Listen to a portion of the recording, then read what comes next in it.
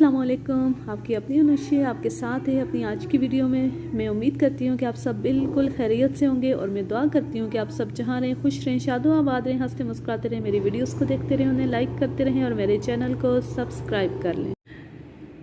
मलिक साहब आप इस चक्कर को छोड़ें।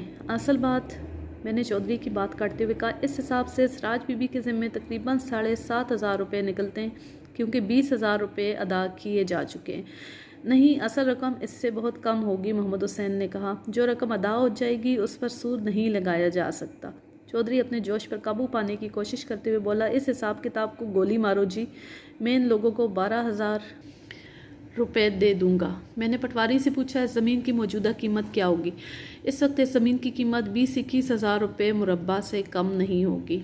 बूढ़े पटवारी ने जवाब दिया, अच्छा गाहक मिल जाए तो ज़्यादा कीमत भी मिल सकती है।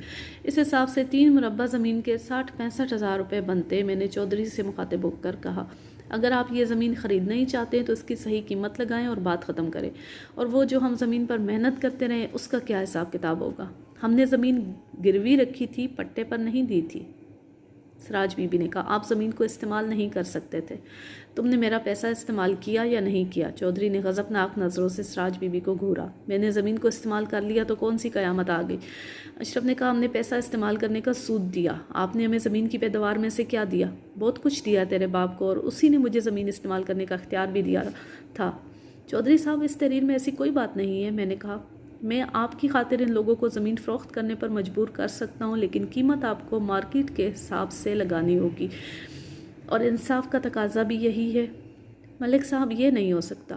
पटवारी मोहम्मद हुसैन और सिराज बीबी एक तरफ जाकर कुछ बातचीत करने लगे, फिर दोनों वापस आ गए और सिराज बीबी ने कहा, चौधरी साहब आप मेरे साथ पैसों का हिसाब कर लें, मैं आपकी बकाया रकम कल तक अदा कर दूँगी। चौधरी पटवारी को घूरने लगा, मोहम्मद हुसैन, तेरे जैसे पटवारी मेरी डब में पड़े रहते हैं। मैं तुम्हारी चालों को खूब समझता हूँ। इस ज़मीन पर कब्ज़ा करने का ख्याल दिल से निकाल दो। यह ज़मीन मेरी है और मेरे ही पास रहेगी। चौधरी, ज़रा सोच समझ कर बात किया करो, बूढ़े पटवारी ने गुस्से में कहा। मैं भी छोटा ज़मींदार नहीं हूँ, मेरी ज़मीनें तो इससे ज़्यादा नहीं तो कम भी नहीं होंगी। याद रख, यतीमों का माल हज़म नहीं होगा। चौधरी गुस्से से खड़ा हो गया और बोला, मलिक साहब, मैं पहले ही समझ गया था कि ये सब मिली भगत है। इस किस्म के ड्रामे हमने बहुत किए, इस तरह बात नहीं बनेगी। चौधरी साहब, मेरा भी यही ख्याल है कि इस तरह बात नहीं बनेगी। अगर आप ताउन नहीं करेंगे तो मुझे अपने कानूनी इख्तियारात इस्तेमाल करने पड़ेंगे। बड़े शौक़ से इस्तेमाल करें अपने कानूनी इख्तियारात, उसने धमकी आमेज़ लहजे में कहा। आप मुझे गिरफ़्तार कर लें, हवालात में बंद कर दें, इनका मुकदमा अदालत में पहुंचा दें, ज़्यादा से ज़्यादा इनके हक़ में डिग्री हो जाएगी, और क्या होगा? ज़मीन को तो कहीं नहीं चली जाएगी, इसमें काश्तकारी कौन करेगा? वो खुली धमकी थी। उसका मतलब यह था कि ना तो उसे कानून की परवाह थी और ना ही किसी अदालती फैसले की।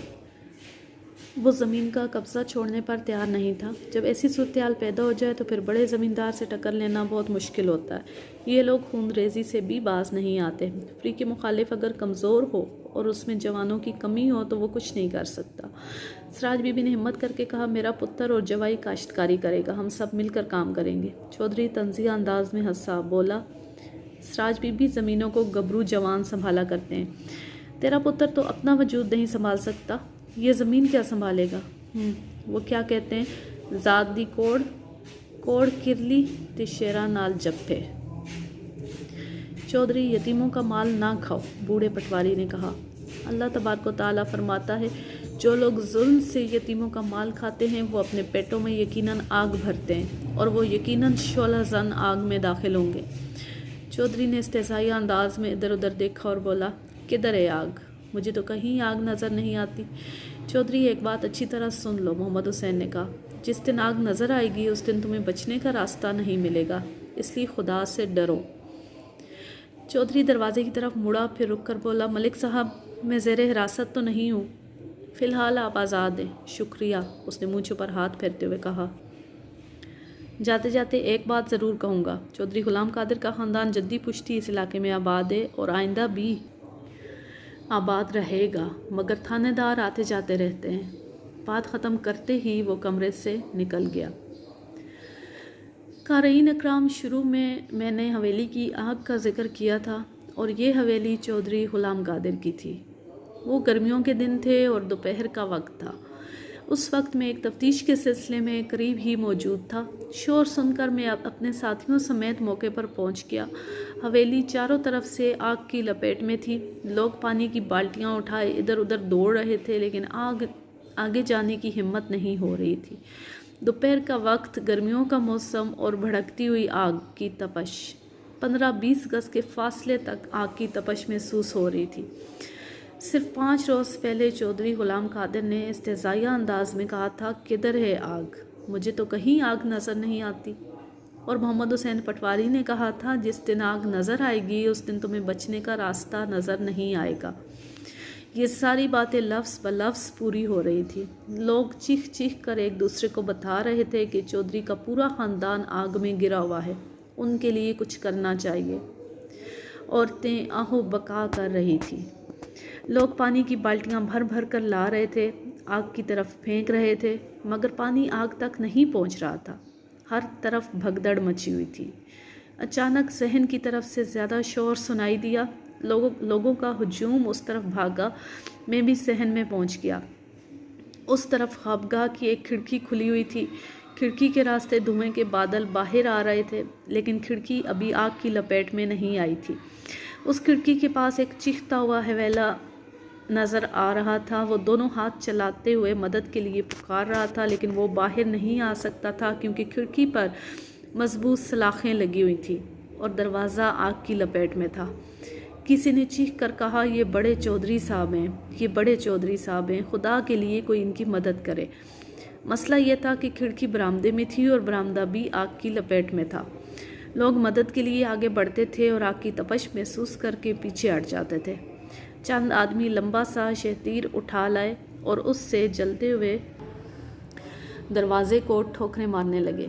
तभी मैंने देखा कि दरवाजे को बाहर से कुंडी लगी हुई थी। मेरे जहन में फ़ौरन तकरीबकारी का ख्याल आया। क्या किसी ने ख्वाबगाह का दरवाज़ा बाहर से बंद करके हवेली को आग लगा दी थी? शेतीर की मुसलसल चोटों से दरवाजे के दोनों पट फर्श पर ढेर हो गए। वो निस्फ से ज़्यादा जल चुके थे और उनमें हनोज आग भड़क रही थी। दरवाज़ा गिरने के साथ ही एक हौला तेज़ी से दरवाजे में नमूदार हुआ, लेकिन जैसे ही उसने बरामदे में कदम रखा, एक जलता हुआ शेतीर उसके सर पर गिरा और वो शेतीर के साथ ही फर्श पर ढेर हो गया। बाहर खड़े हुए लोगों की बेसाख्ता चीखें निकल गईं।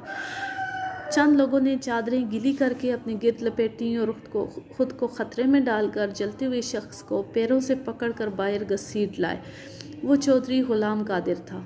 उसका पूरा लिबास बल्कि जिस्म तक जल चुका था।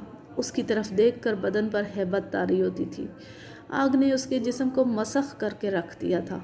जब उसका मुआयना किया गया तो पता चला कि उसके अंदर ज़िंदगी की कोई रमक नहीं रही थी। वो मर चुका था। लोग रोने लगे, औरतें बहन करने लगीं। मैं एक तरफ हो गया। मुझे एएसआई का 11 साला बेटा याद आया जो बाप को जालिम समझकर घर से भाग गया था। उस वक्त मेरी आंखों के सामने वैसा ही मंजर था। वहाँ कई लोग कुदरत को जालिम समझ रहे थे, चौधरी को मजलूम समझ रहे थे, उसकी हौलनाक मौत पर आंसू बहा रहे थे, क्योंकि उस वक्त उनके सामने तस्वीर का सिर्फ एक रुख था। उनको चौधरी के जुल्म नज़र नहीं आ रहे थे। उस वक्त ये बात सोचने वाला शायद कोई नहीं था कि चौधरी गुलाम कादिर ने यतीमों, बेवाओं और मजबूर लोगों पर कितने जुल्म किए थे। वो यतीमों की आहों की आग थी जिसने उसे जलाकर राख कर दिया था। आग में 9 अफराद जलकर हलाक हो गए थे। चौधरी के ख़ानदान में से बस एक शख्स जिंदा बचा था। वो चौधरी का 26-27 साला बेटा था। उसका नाम फरीद कादिर था और वो पैदाइशी पागल था। अगले रोज़ जब एक ही वक्त में 9 जनाजे उठे तो हर शख्स सोगवार और पुरनम था, लेकिन फरीद उछल उछल कर तालियां बजा रहा था और खुश हो रहा था। अब मैं लेती हूँ आपसे इजाज़त। जहाँ रहें खुश रहें, शादो आबाद रहें, हंसते मुस्कुराते रहें। मेरी वीडियोस को देखते रहें, उन्हें लाइक करते रहें और मेरे चैनल को सब्सक्राइब कर लें और बेल आइकन को ज़रूर प्रेस करें। ऑल नोटिफिकेशंस को सिलेक्ट करें ताकि मेरी आने वाली हर न्यू वीडियो की नोटिफिकेशन आपको बर वक्त मिलती रहे। अल्लाह हाफिज़। अल्लाह निगहबान।